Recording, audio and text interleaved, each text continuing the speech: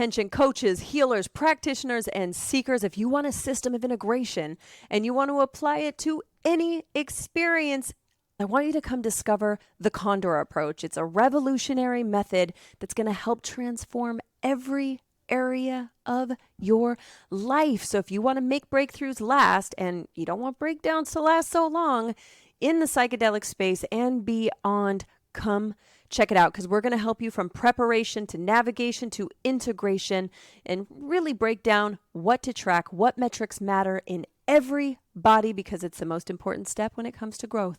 So come to the Condor Approach, condorapproach.com, and we will see you there. Because you already know integration is not optional, but how you integrate is. Whether you're a life coach, therapist, biohacker, invested in wellness, or in the healthcare profession, if you have an intention to work in psychedelic spaces, you're in the right place then. If you're called, get involved. But first, get informed. Let's talk the 4 N's: intake, intention, in-space integration. Leading to deeper transformations. Psychedelic Coach Podcast, Todd Cole. Walk you through the process, it's all possible. Leave space for the follow through. Most importantly, integration is not optional.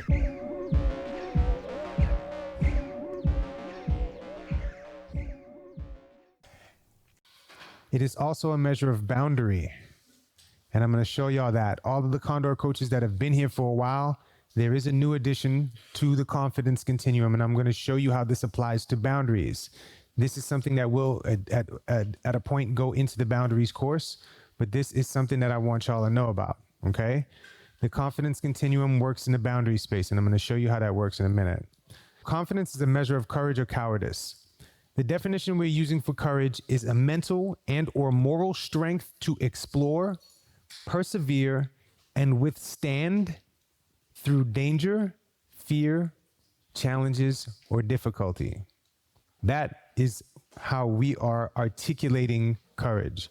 I hear it all the time. It's I feel brave, I feel this. This is the thing that sits the most comprehensively with what we're using this word for. So when you hear us speak about courage, this is what I'm talking about, okay? I'm not talking about Webster's dictionary. This is what I'm talking about. I want you to understand that when I speak about it, I'm using that word courage to mean this. So I don't have to keep saying, yeah, how's your mental and moral strength to explore, persevere, and withstand through danger, fear, challenges, or difficulty? Courage. So cowardice, from the vantage point that we're using it with the Confidence Continuum, is being in a position of relenting or giving in to an idea of failure, inability, or defeat when faced with challenges or difficulty. Okay? And so if I'm walking down the street and Godzilla comes down the block and he's stomping like this and he puts his foot over my head, I'm going to cower underneath Godzilla. Okay? That is cowardice. It doesn't make me a punk. It doesn't make me a little bitch. It doesn't make me weak. I am cowering. Okay? And this is something that I really want y'all to understand.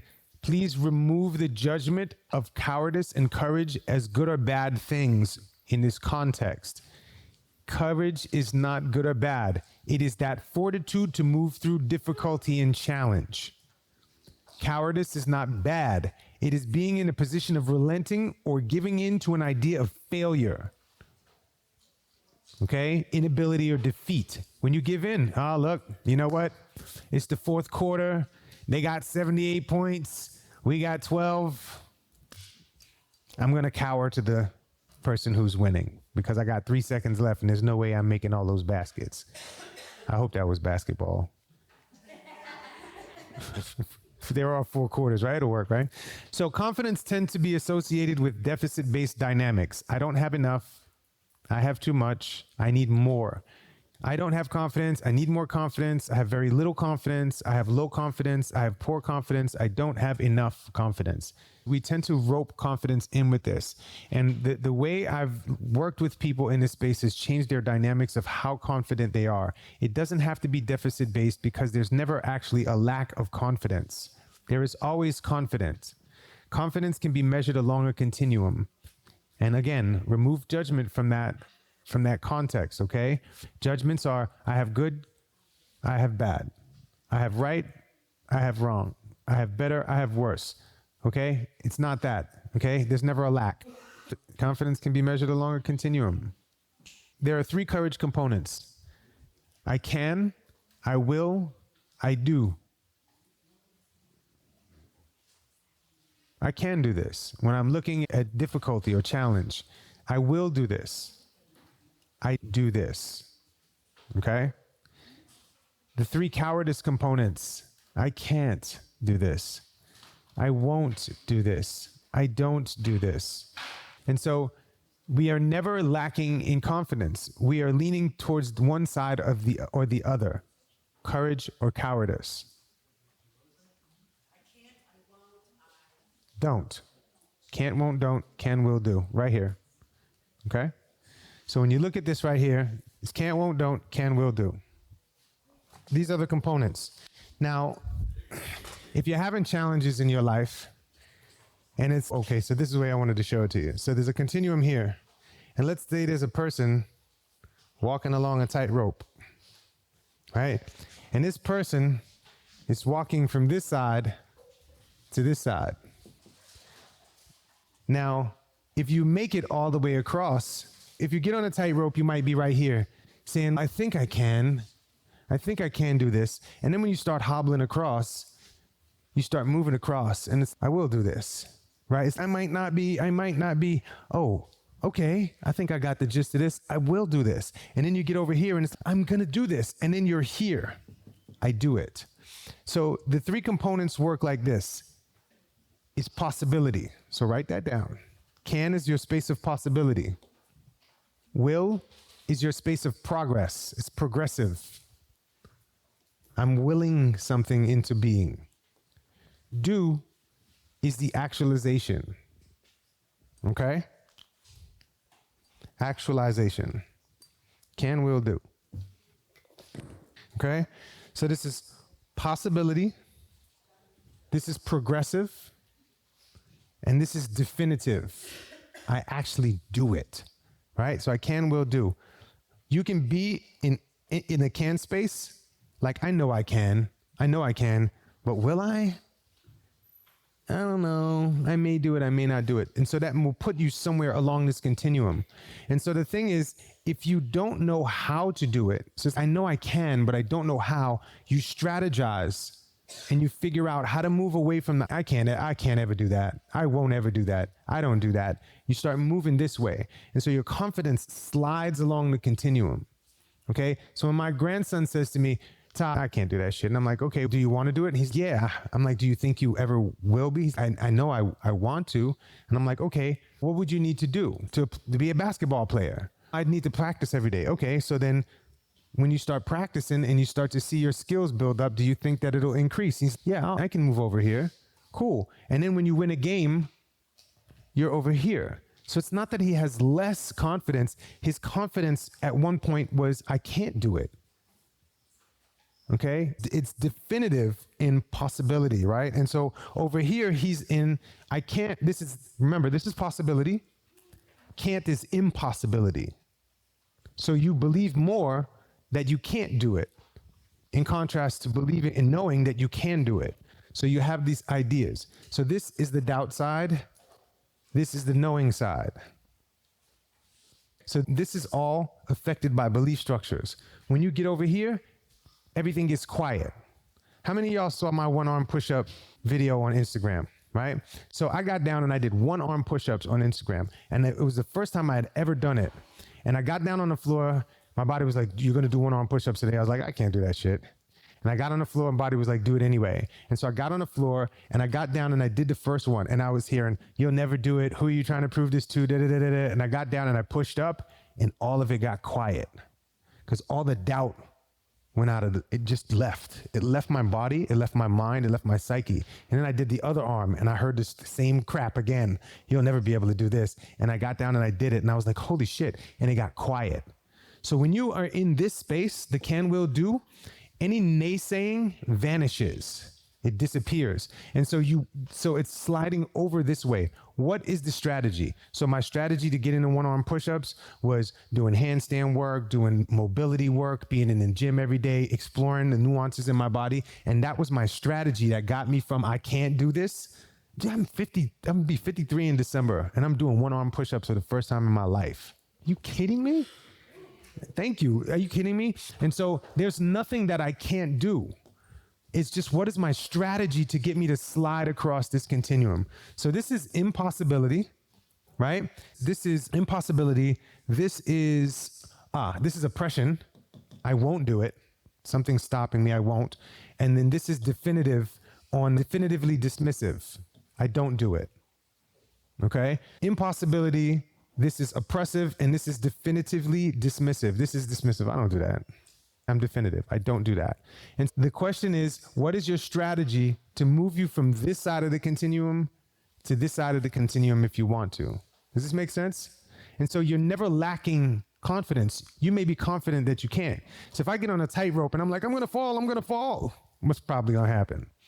I'm confident that I'm going to fall. See, I can't do that. Every time I get up there, I fall. Okay, you're wearing church shoes with the hard bottoms, right? And you take off the hard bottoms and see if your foot grips. So I did a Spartan race for the first time. When was that, Cole? In April, May? I did a Spartan race, and I'm with these guys. I'm in this men's group, and I'm the most physically fit guy in the men's group. And I'm out there, and they're like, oh shit, it's time, we're gonna go. And so we get to the rope climb, and I had never climbed a rope before. And I got my gloves on, and I get there, and a couple of the guys just flew up the rope. Laz was there. Laz didn't even use his legs. He just pulled himself up the rope. Laz just pulled himself up the rope. And so I'm sitting there, and I'm pulling up on the rope, and I keep falling. I keep coming down, and I'm frustrated. And the other guys are like, "No, you wrap your leg around this way, and you do this." And I'm like, and this one guy was like, "You can't do it, Ty." And I was like, "Okay, thanks for your share." He said, "You can't do it." And so I said, "Thanks for your share," right? And I said, "Thanks for your share." And so I'm sitting there, pulling and falling and climbing and scraping my legs on the rope and all of this stuff. And there's 3 dudes trying to tell me different techniques to get up. And I'm listening to all their techniques. I'm giving it a go and all this shit. And I had on gloves. And it took me 25 minutes to get up there and tap the bell with my hand. And people were coming by in droves, getting up, smacking the bell. And I'm in there with my shirt off, right? Looking all fit and shit. And I can't get up there. And so I'm sitting there, what is going on? And so there's a lady that's there. There's somebody that's monitoring all the obstacles. And she's like, if you put your hands in the dirt, you'll have more grip. And so I put my gloves in the dirt. And I put my gloves in the dirt, and I'm still sliding, and I'm falling. And I'm like, this is getting exhausting. And so the other guys were like, look, man, let's just go. Come on, you're not going to do it. And I was like, thanks for sharing. And I just stayed there. And so they were getting frustrated because they were waiting for me. We all agreed that we would cross the finish line together. And so they're getting frustrated, and they're sitting under a tree, and people are just running by us and shit. And so I'm sitting there looking to figure things out, and I took the glove off, and I put my hand on, and I pulled up really easily, and I was like, it's the gloves. And so I tried twice more, and I got to the top, and I hit the bell, and I came down, and everybody was like, yeah. And I moved from this space of not being able to do it, right? Because I was like, I can't do this shit. There was some parts of me that was like, I can't do it, but I'm gonna figure this shit out. And so what I did was I strategized. I listened to all of their strategies. I found the one that worked best for me, wrapping my leg around the thing and all of this stuff. But I wasn't looking at all of the fine points. And my blind spot was the gloves. The gloves were like a second skin, so it was slipping. Every time I would get up a little bit, I would slide because I wasn't gripping enough. And so when I took my hand, when the lady told me to put my hands in the dirt, I was like, I took my shirt off. I'm doing push-ups and burpees, trying to hype myself up. And then when I put my hand on the rope, I could feel it differently. I was like, blind spot. And so that blind spot got me into a position where I could climb the rope. Then I was in a position where I could do it. I knew I could. I was in the process of being willing to do it. And then I got into the position where I did it. And you can do this with anything, with your business, with your relationships, anything. My wife won't talk to me. Okay, are you sure she won't talk to you? What do you need to do? How does she like to be heard? What do you want to talk about? These are things where you strategize and you move this way. Some people, I've spoke to people in here that have said stuff about their relationships, and they're like, oh, my husband won't listen to me. My wife won't listen to me. They definitely won't. I'm like, what's your strategy? What do you mean, what's my strategy? What's your strategy for talking to your wife? When does your wife feel heard? When does your wife feel safe?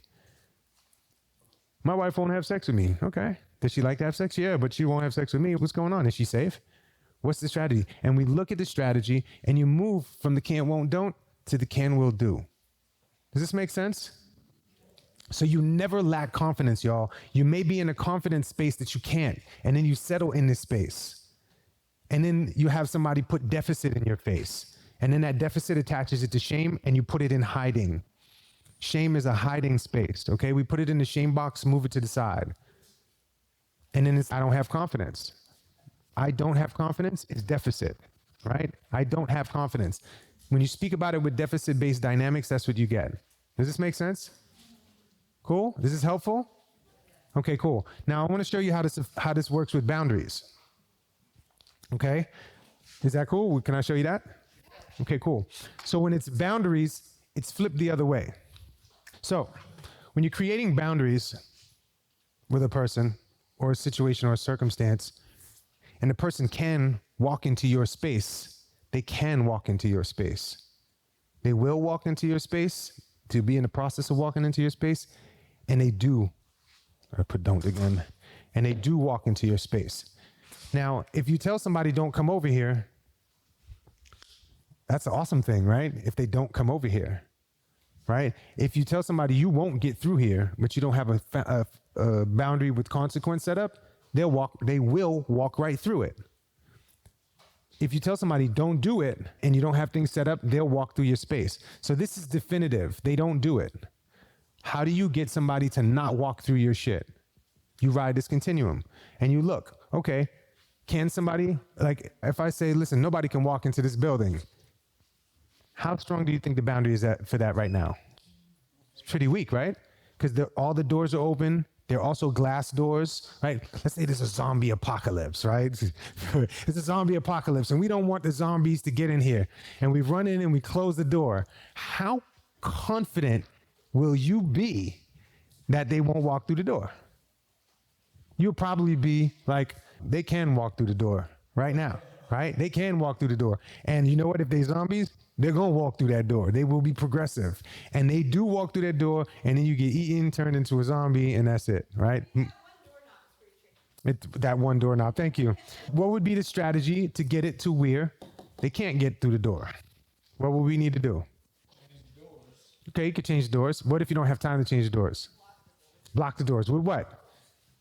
With these tables, right? Okay, so we're all here. We're strategizing together. You take the tables. What would you do with the tables? Stand them up. Prop. What else? Prop them against the doors. And then what else would you do? What would you look for to secure the tables? A drill. What else? Hammer. Some nails, right? And you'd be right? Run in the main house and get your shit and start building stuff. And the strategy for the boundary moves closer to they can't get in here, they won't get in here, and they don't get in here. Does that make sense? And so if we put the doors up and then one of them busts through one, oh snap, what do? We have a few people that are ready with some barricades, we push them out the door, and then we get somebody else to secure, and we make a plan, and we fortify. But there's a consequence to what we're doing. The consequence of us not showing up fully with our boundary is people will walk through your shit. Okay? They will walk through it. So I just wanted to show you how you can use this continuum, it's the same continuum flipped over, can, will, do, can't, won't, don't, right? And so when you look at it confident, you want to have confidence with your boundaries, right? I want to be confident that people don't walk through my shit. So I flip it over and I'm like, okay, I don't want people walking through my boundary. I don't want people in my space. I can't. And sometimes we create boundaries on autopilot. And we can create that around love, affection. If somebody hurt my feelings, they can't get close to me no more. Got a boundary set up. They won't do that. They don't get in here. My heart's closed.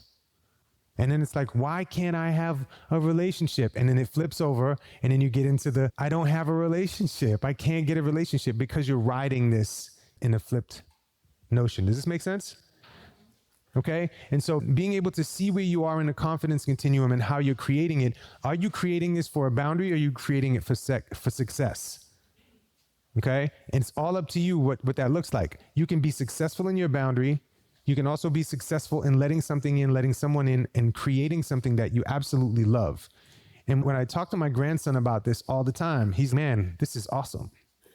Because we went to a water park called Kalahari a couple of weeks ago. And he's, I can't do this, man. I can't do this. I was like, what would you need to know in order to get on this water ride and go? He's like, I need to know that you're there with me. I'm like, done. What else would you need to know? He's like, I need to know that I could hold your hand. I'm like, done. What else do you need to know? I need to know that I could scream. I'm like, can I scream with you? He was, that would make it even better. Done. And so we went down these water slides together. And he got off, and so he went into this space where I can do that now. I can do it by myself. I will do that by myself. I do it by myself. And so his confidence just slid over from the can, won't, don't to the can, will, do. But before that, he had a boundary set up.